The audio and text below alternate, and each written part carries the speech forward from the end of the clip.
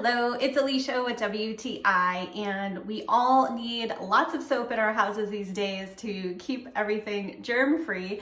I want to show you this liquid hand soap. So this is from Amazon Basics, and this is a really nice liquid hand soap that you can use to refill dispensers. So it actually comes in a 2-pack. So you get these 2 huge containers of soap, so you're not gonna run out for a while, which is awesome.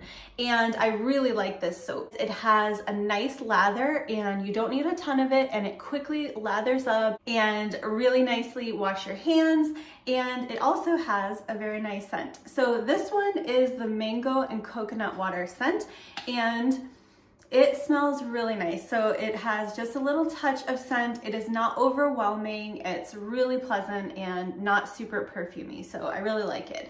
The consistency is thin enough to be able to pour, but thick enough where it's not watery. So it does stick to your hands, which is really nice. So you can see that it's very easy to pour into your soap dispenser and wash your hands with this really nice quality soap. So if you're looking for some hand soap that is nice quality, it smells great, and is very reasonably priced, then I would definitely check out the Amazon Basics liquid hand soap. It's a really great product, and that's my point of view.